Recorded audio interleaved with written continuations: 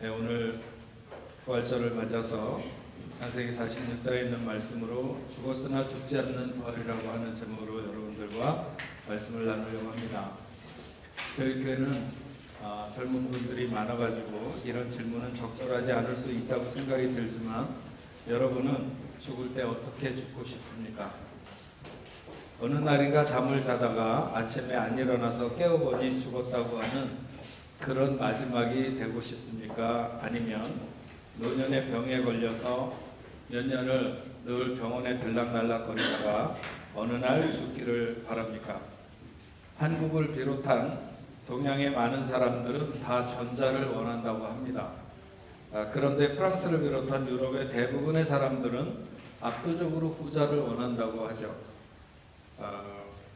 저만 하더라도 병원을 정말 싫어합니다. 물론 병원 좋아하는 사람이 많지는 않겠지만, 그래서 병원 왔다 갔다 하면서 고생하느니 어느 날 그냥 잠자다가 그렇게 안 깨고 죽으면 좋겠다, 이런 생각을 오히려 더 하죠. 하지만 유럽 사람들은 병원에 왔다 갔다 하는 것을 생활처럼 자연스럽게 생각을 해서 나이 들어가지고 집에 있으나 병원에 있으나 왔다 갔다 하는 것이 그리 큰 차이가 없고, 그리고 그렇게 몸이 아파서 병원을 왔다 갔다 하는 시간에 삶을 정리하게 된다는 거죠. 유산도 정리하고 사람들과의 관계도 이렇게 몸이 아프면 이때쯤 불러가지고 서로 이야기도 하고 마무리와 정돈을 하고 떠나가기를 원하고, 동양을 비롯한 한국 사람들이나 이런 사람은 대부분 어느 날 그냥 훌쩍 떠나는 것을 많이 선호한다고 합니다. 여러분, 죽음은 남겨진 자의 슬픔과 고통이 큰 것이죠. 근데 어떤 죽음이 남겨진 자들에게 더 많은 고통을 줄까요? 물론 죽은 자의 삶이 많은 사람들에게 사랑을 베풀거나 또 아니면 많은 사람이 좋아하는 그런 삶이었으면 많은 사람들이 슬퍼하고 그의 죽음에 고통스러워할 것입니다. 사랑하는 사람을 먼저 보내는 가장 큰 충격은 배우자와의 헤어짐이라고 얘기를 합니다. 그 다음에는 부모와 자식의 관계이고, 그 후에 형제나 혹은 친구들과 헤어지는 것을 힘들어한다고 하는데, 나이가 많이 들어 세상을 떠나게 되거나 아니면 병에 오랜 시간 이렇게 누워 있거나 그러다가 치료의 기간을 보내다가 어느 날 세상을 떠난 분들보다는 어느 날 아침에 사고를 만나서 갑자기 세상을 떠난 경우에는 그것이 부모와 자식의 관계를 떠나서 그 고통이 오래 간다고 하는 것입니다. 학교 갔다 오겠다고, 직장 갔다 오겠다고, 아니면 곧 제대하고 돌아오겠다고 하고 어느 날 사고를 통해서 죽었다고 했을 때, 가족들은 서둘러서 그 장례 절차를 다 끝내고도 결국 보내지 못한 마음을 가지고 수년 혹은 수십 년을 그렇게 아픔을 안고 살아가게 된다고 하는 것이죠. 야곱은 어느 날 형들을 보러 보낸 요셉에 대한 죽음의 소식을 듣게 됩니다. 그리고 그 유품으로 피 묻은 그리고 찢어진 옷을 받아들게 되죠.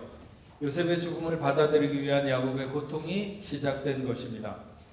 옛날 사람들은 상당히 노골적이고 또 유치한 부분들이 많습니다. 우리나라나 유대나 다 비슷한데, 야곱에게는 4명의 부인이 있었는데 그 중에 유독 라헬을 사랑한다고 하는 것을 그는 생활 속에서 많은 티를 냈습니다. 자식을 일찍 낳지 못하는 라헬을 끔찍히도 사랑했고, 그러다가 요셉을 가졌을 때는 얼마나 좋아했는지 모릅니다. 야곱은 요셉에게 채색 옷을 입혔습니다.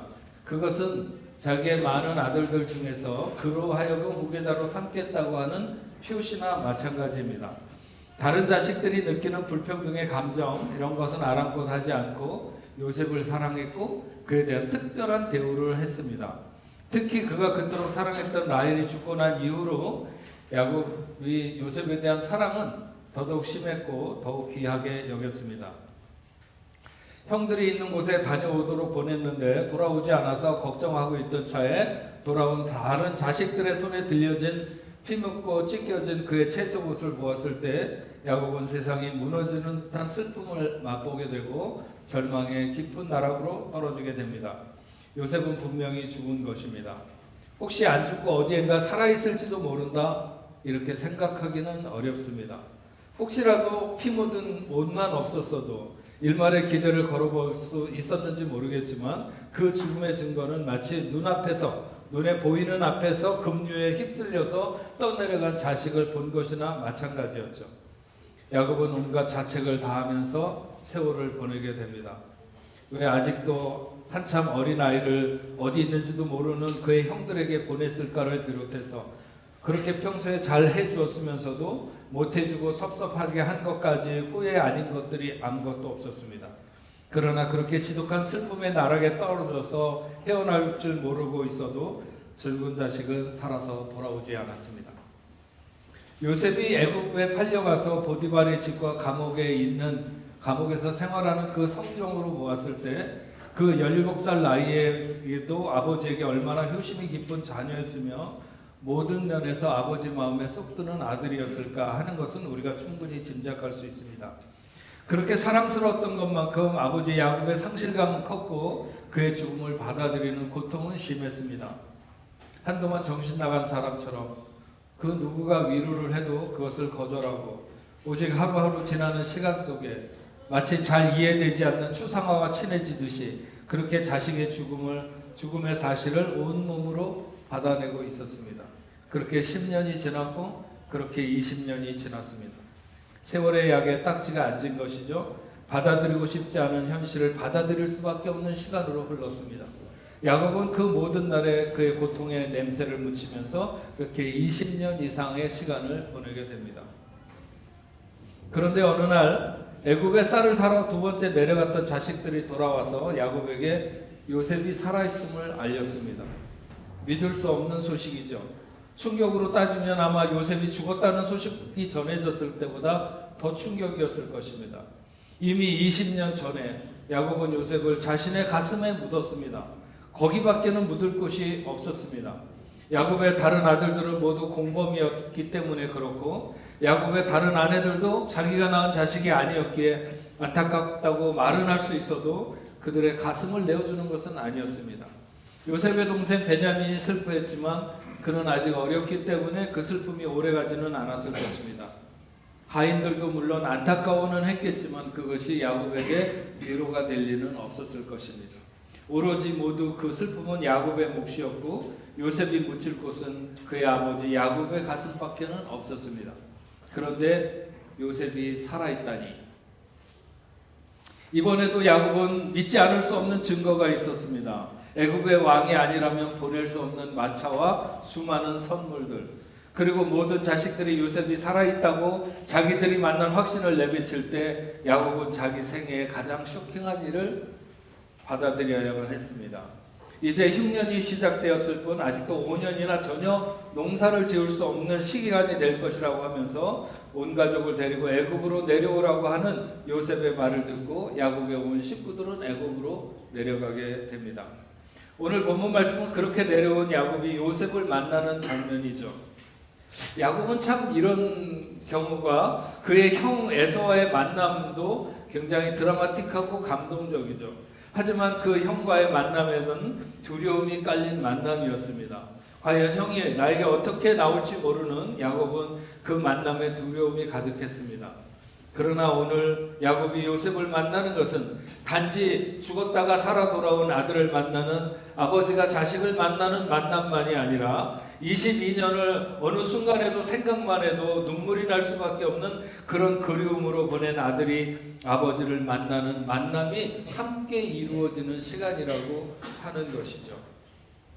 야곱이 유다를 요셉에게 보내서 자기가 언제쯤 고센 땅에 도착할 것을 미리 알렸을 때 요셉이 나라의 총리의 모습을 갖추고 가서 아버지를 만나고 그 아버지를 만나서 그 아버지를 안고 얼마 동안 울었다고 했습니다. 야곱이 말했습니다. 네가 지금까지 살아있고 내가 네 얼굴을 보았으니 지금 죽어도 좋다더라. 야곱이 자기 형을 만났을 때 내가 형님 얼굴을 배우즉 하나님의 얼굴을 본 것 같사오며, 이것은 빈말일 수도 있고 조금 과장된 말일 수도 있습니다. 하지만 야곱이 요셉에게 지금 죽어도 족하다는 말을 진정일 것입니다. 야곱은 자기 생애에 과연 이런 놀라운 은혜를 입는 순간이 있다니 정말 수도 없이 하늘을 올려다 봤을 것입니다. 야곱에게 요셉은 잃었다 찾은 아들이 아니라 죽었다가 다시 살아 돌아온 죽지 않은 아들이었습니다. 오늘 부활절에 저는 그래서 이 장면보다 더 적합한 장면이 있을까 하는 생각을 합니다. 우리가 부활을 생각할 때는 두 가지 요소가 가장 중요하다고 보는데, 한 가지는 다시 살아나는 것과 두 번째는 기쁨입니다.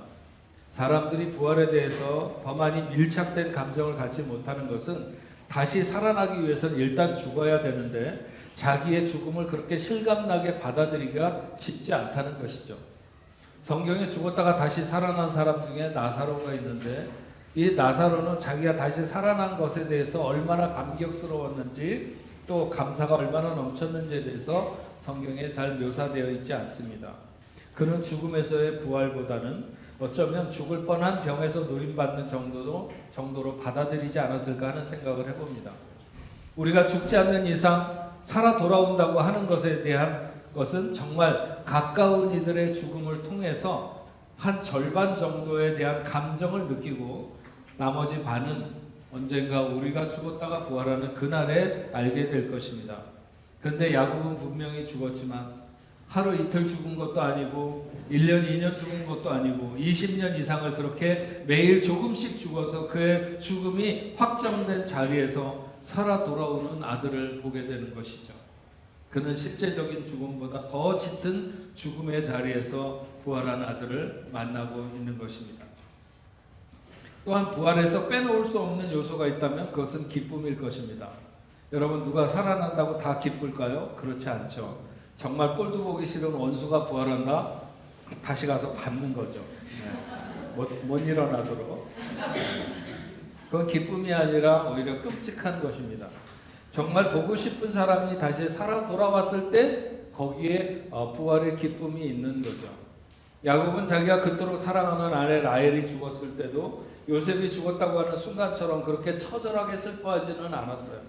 야곱에게 라헬과 요셉 중에 누가 살아 돌아오기를 원하느냐는 만약에 짓궂은 질문을 한다면 그가 어떤 선택을 할지는 잘 알 수 없지만 분명 야곱의 생애에 가장 그리운 사람이 누군가 하면 그는 요셉을 이야기할 것이 뻔합니다. 그런데 그 요셉이 겨우 어디선가 죽지 않고 살아남아서 돌아온 것이 아니지 않습니까? 야곱이 이스라엘이라는 한 민족을 이루리라고 하는 축복을 하나님으로부터 받은 이후에 자기 자식이 당대의 가장 강력한 세력으로 천하를 움직이던 애굽의 총리가 되어 있었던 것입니다.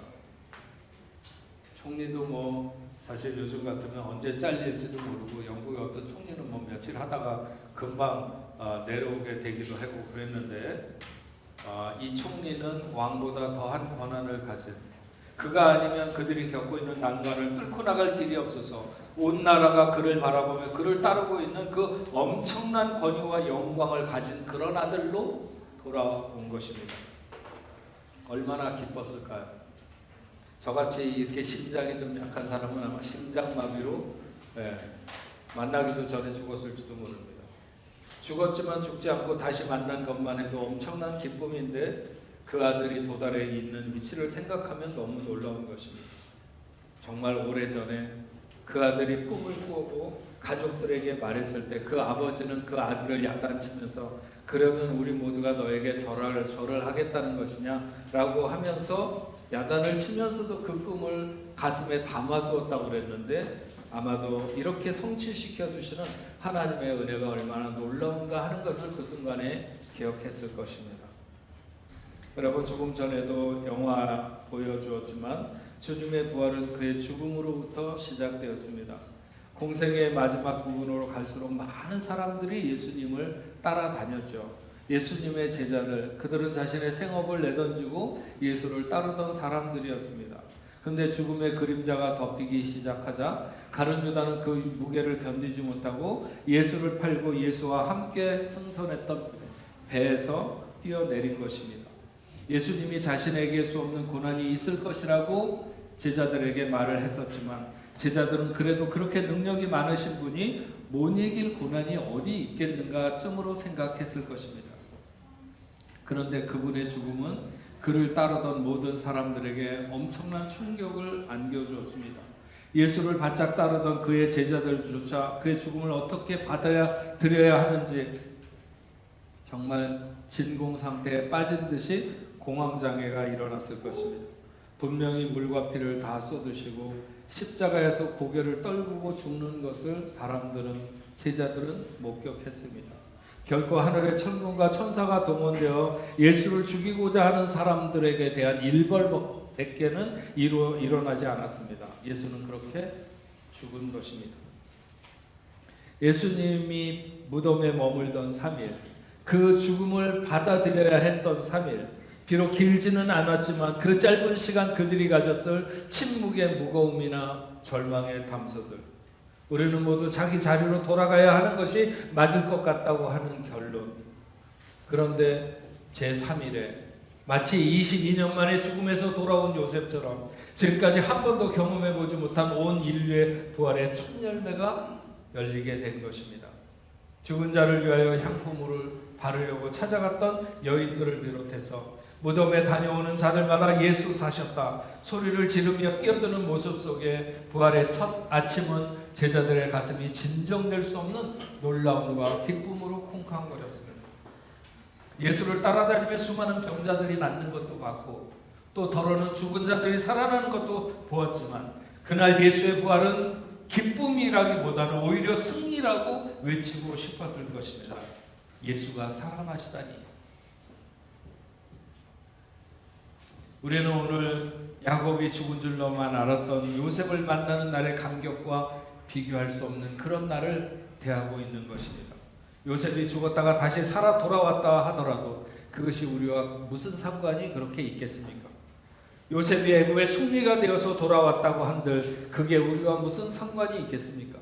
그러나 주님이 다시 사신 부활의 기쁜 소식은 죽은 내 부모가 살아 돌아와도 얻을 수 없는 기쁨, 내 자식이 살아 돌아와도 얻을 수 없는 기쁨, 단순히 어떤 기쁨이 아니라 영원한 승리가 선언되는 놀라운 날을 우리가 맞고 있는 것입니다.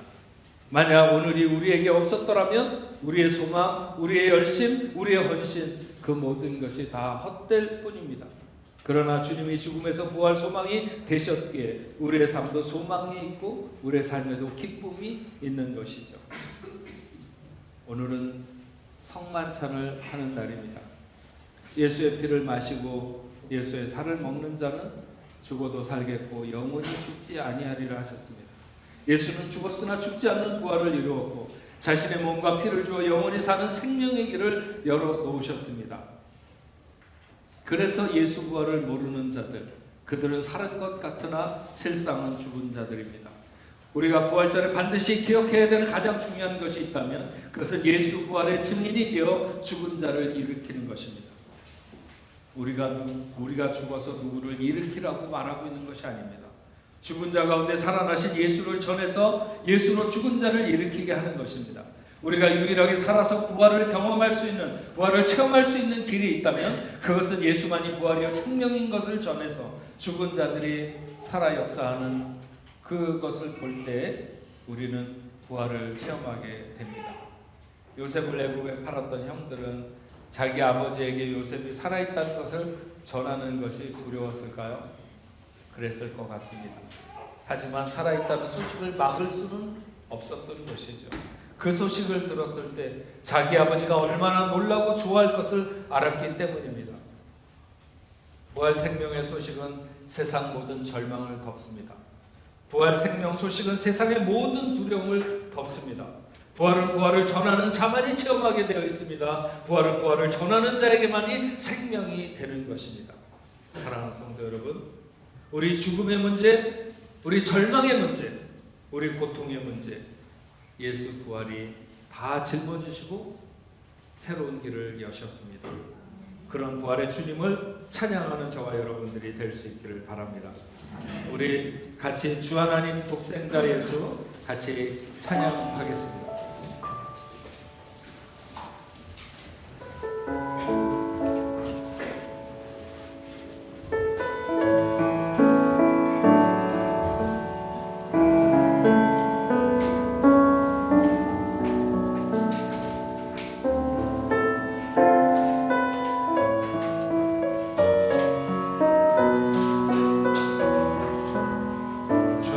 독생자 예수.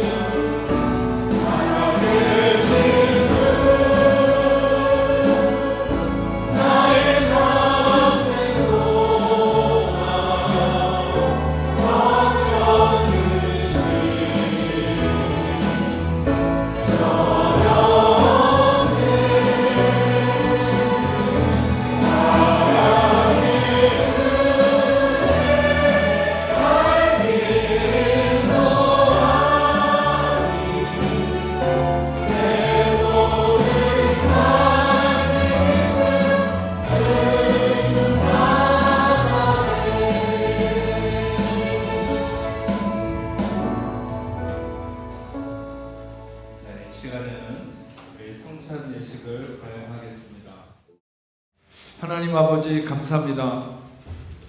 오늘 부활의 날에 정말 22년 동안 죽은 줄 알았던 그런 그 아들이 살아 돌아오는 그 감격적인 순간을 맞았던 야곱처럼 아버지 하나님, 우리의 영원한 절망, 우리의 그 소망이 끊어진 그런 삶의 새 생명의 길을 여신 부활의 첫 열매 되신 주님이 부활하신 기쁜 날을 우리가 맞아서 오늘 하나님 앞에 감사하며 영광을 올려드립니다.